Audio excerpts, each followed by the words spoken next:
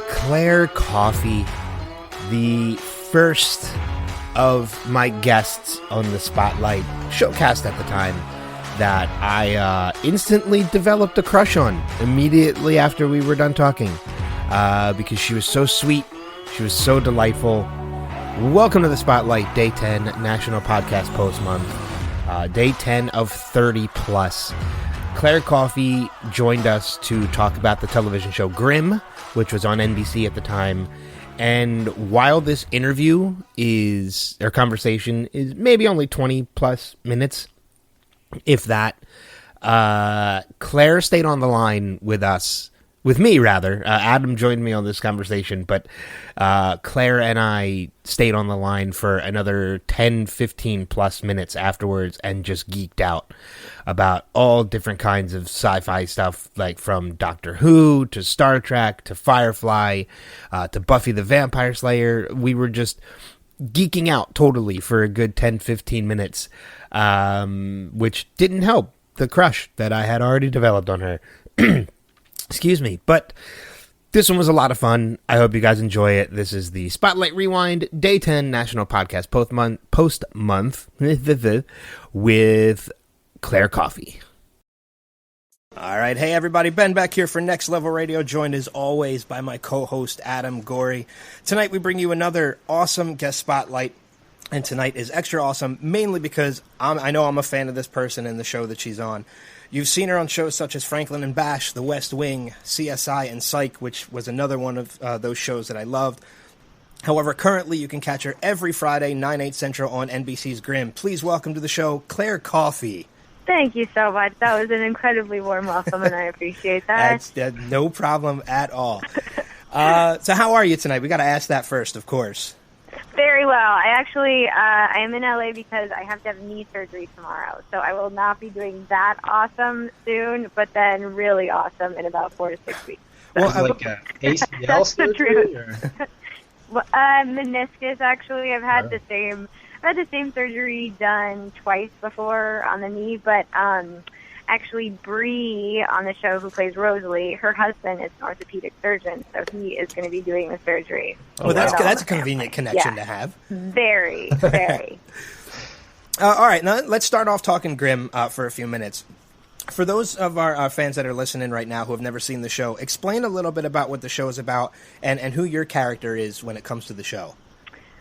Sure, yeah. The show basically asks, what if the Brothers Grimm were not writers, but they were profilers? So all the stories that they've written over the years were profiling these creatures that they, and only they, could see, these descendants of this long line of Grimm. So they can see, lurking amongst the humans that you see on the Earth are some that have, I don't even know if it's you haven't really established whether it's a genetic mutation or what it is that causes them to express these kind of animalistic sides.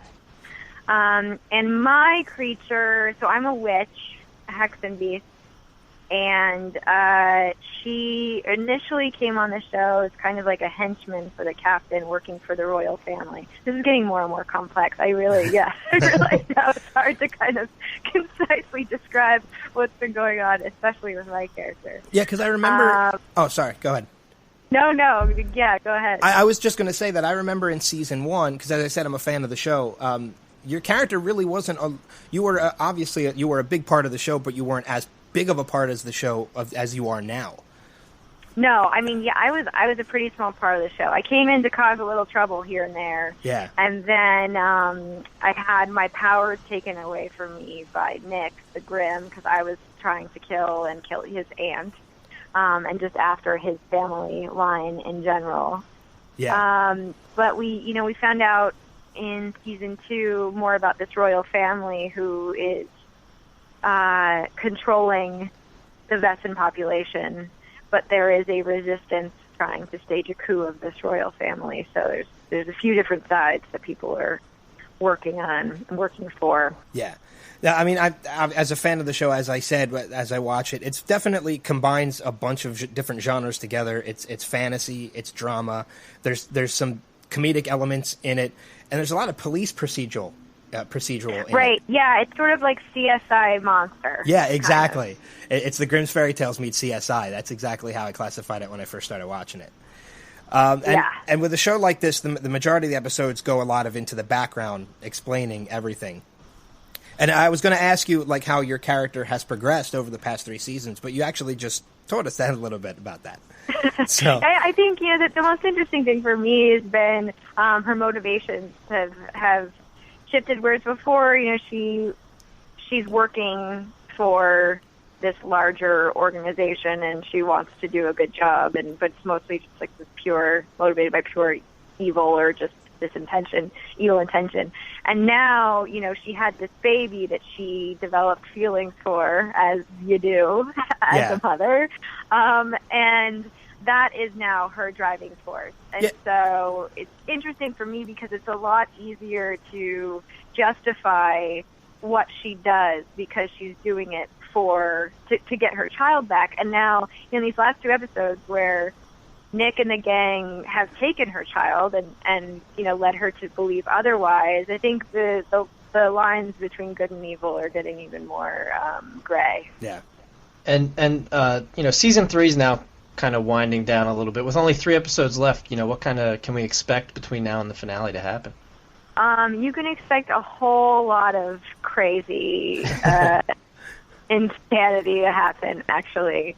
It's, Adeline now, she's trying to get her baby back. She definitely employs some of the most evil tactics she's used, and she's kind of backed up to her old tricks, I would say. But definitely season finale leaves pretty much everyone rocked. Well, I know, recent years, because of CGI becoming so prevalent, a lot of shows and films have to add effects in, after filming's done, and Grimm obviously is no exception to that with, the powers and everything. What are some of the challenges that, present itself when acting in scenes where you basically have to, use your imagination because the special effects are added later on? Yeah, it's a good question because I think, for us, like the voguing is the main thing, and it's pretty fun and funny on set because we're all just kind of like growling at each other, me and Sasha especially. But I think it's the same level of imagination it takes for, you get on a set and I'm at Nick and Juliet's house and it's a set, and there's camera guys right in front of my face. So it's no bigger leap than believing that the camera guys aren't there and that this is an actual house. It's kind of just the same sort of muscle being used. Now, production for the season is completed already, correct? Mm-hmm. Yes. And I know you said you have your knee surgery coming up, so you're going to be staying out on the West Coast for a while. If you didn't have that surgery coming up, would you have stayed in Portland or would you have gone home to San Francisco? Yeah, I would have stayed in Portland. I don't live in San Francisco. My husband, we lived in New York and now we're based in Portland. Oh, okay. But he is a musician, so he tours all year. So the hiatus is a good time to kind of catch up with him wherever he is out on the road. So I did a little bit of that already, and Portland is now home base. Okay. You just got married back in December too, right? I did. What's that been like so far? How's it been going? It's pretty great. Yeah, marriage is awesome. I definitely recommend it. I can attest. You guys go anywhere good on your honeymoon or anything like that? We are finally going on our honeymoon actually in June. Where are you going? We are going to France. Oh, yeah, France, we're going to go to the Northern Rhone region, do some wine tasting, and then Paris for a few days. Very cool. Now, I mean, you said you don't live in San Francisco anymore. Obviously, now you're in Portland. But being from San Francisco, and I have read that you are a fan of the 49ers. Do you get to go to a lot of their home games? I don't. Yeah, no. There was a friend of mine has season tickets and is always like, yes, come down. But because of the shooting schedule, it's just so tricky. Yeah. And then there was an opportunity to go to a Seahawks game, but I was so freaked out to go to the Seahawks territory. It can get dangerous. Yeah, but I watch from the comfort of my home with my flat screen HD TV. That's some of the best play. That's usually where I watch football too. It's safer. It is. It's safer, much safer. And cheaper. That's true. Now you run your own website. Being a football fan and a fan of music, you run your own website, correct too? I do. I don't post very often. I do in season. I did some videos and stuff, and now I'm using my website just to kind of post whatever I've got going on that's not specifically, Grimm, because obviously you can catch Grimm anywhere. Yeah. But yeah, I need to get on that and figure out what my website. Maybe I'll do that while I'm recovering from surgery. You'll have Figure some out time. what I can offer to the world besides being a witch. If now, had you not gotten into acting, would writing be something you have wanted to have done?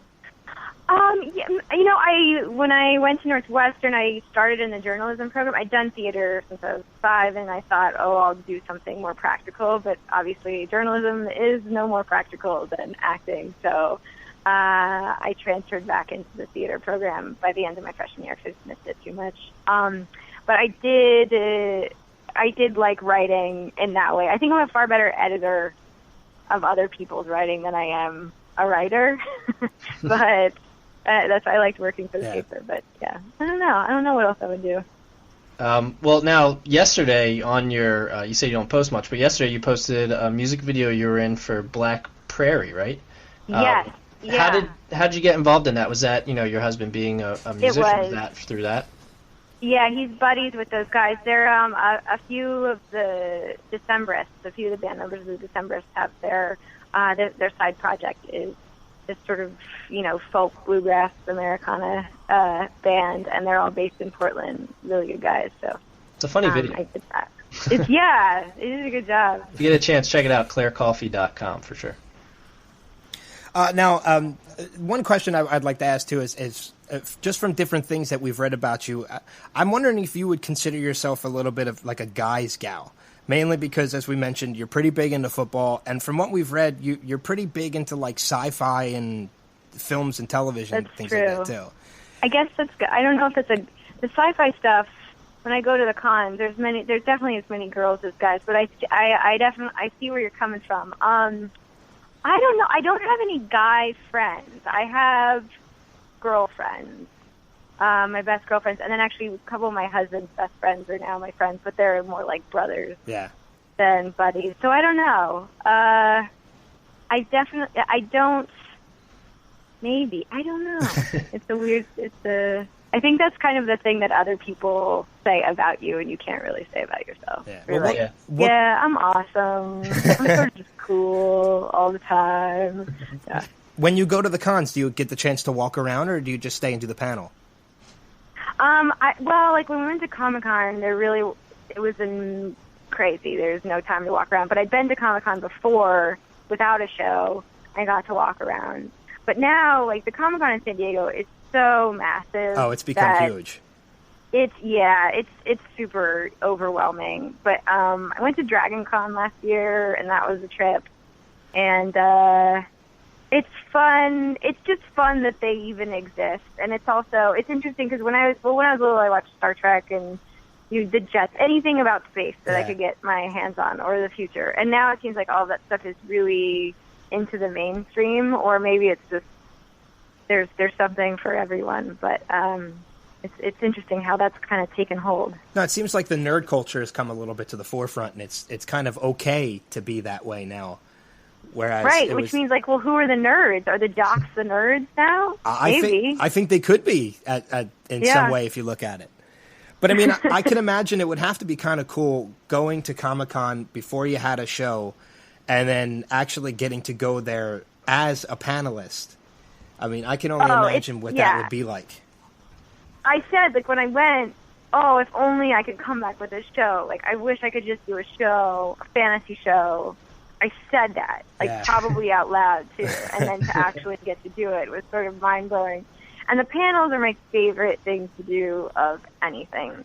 The fans, like, and you guys included, obviously, like, the people who watch our show, everyone's super smart and really fun and funny and great to talk to, and they always have good questions. And that's the best part for sure. Yeah, you mentioned you like Star Trek and stuff. What other kinds of like TV shows and stuff do you watch, like sci-fi wise? So TV shows Or right fantasy, now.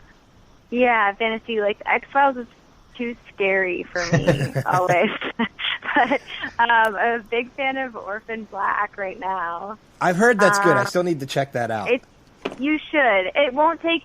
You just give it 2, and then you'll watch the rest of the season in 2 nights, like That's I did. the And there's Netflix only one. I think 13 episodes. It's on it's BBC America actually. Oh, okay. Yeah, Sherlock speaking of BBC America. Okay, yeah, I'm thinking Orange is the New Black. I'm getting my Oh, that's shows good mixed too. up. That's good too. Orange is the New Black. Yeah, it's worth it. I gotta ask. I think Go ahead. keep going. No, please. No, I was just saying, like, I think I like a lot of disaster, sort of end of the world scenarios, disaster kind of things. Have you ever seen Jericho? I did watch Jericho Okay. for this season. Yeah. Because that was kind of a little end of the world-ish. That was, the country shut down mainly because of the nuclear bombs and such. Yes. So. And there's a show coming out. I watched the pilot for is it Amazon? I think Amazon. Chris Carter's doing a new one about the end of the world with these creatures. I don't know. I'm kind of mixed. I was mixed on the pilot, so we'll see. Okay. I gotta ask. What's up with it. I gotta ask too. You mentioned BBC America with Orphan is the New Black and Sherlock. Are you a Doctor Who fan at all? I am. Yeah, I'm not up to date, but I am excited about Peter Capaldi because I watched In the Loop and The Thick of It. I watched some of that, and he's really, really funny, and I think he'll be good. Yeah, I'm excited. And about that too. I liked David Tennant so much, and I was like, oh, this new Joker, and then I loved that even more, and so Yeah, I was the always- same way. it's always a bummer when they're gone. But Well, I mean, I could sit and talk to you about Doctor Who and all that stuff all night, but I know we gotta get started wrapping things up. But before we end, we always like to end our interviews with what we call our rapid fire. Basically, Adam's just going to ask you a couple questions. They're quick questions, so just answer with the top of your head. You don't really have to go into much detail about any of them. okay. All right, first one up. What's your favorite guilty pleasure music that you like to listen to? Show tunes. And if you could switch lives with one person for a day, who would it be? Someone who researches diseases, like who gets the infectious diseases where you have to wear the suit and get hosed down after you work with them. Is that the simple reason why you want to do that, so you get to wear the suit? I don't even know what it is, because I'm not someone who really enjoys danger. But there's something about that I find super interesting. All right, in honor of Grimm, what's your favorite fairy tale? I think Hansel and Gretel. Did you see the newer movie that came out with it? I didn't. It Me just either. looked Yeah, it didn't look that good. silly. Yeah. Last one. Who's been the most influential person in your life? Probably my mother. All right. All right. Well, Claire, thanks again for spending some time with us tonight and allowing me to nerd out with you at least a little bit. Oh, of course. You guys are great. Anytime. It's been a lot of fun. We encourage everybody out there to follow Claire on Twitter @ClaireCoffee. Check out our website, www.clairecoffee.com, when she gets the chance to update it. And, of course, watch Grimm every Friday night on NBC, 9/8 Central. Claire, thanks once again for joining us tonight. My pleasure. Check us out, www.nextlevelradioonline.com, and we will see you next time, guys. Take care.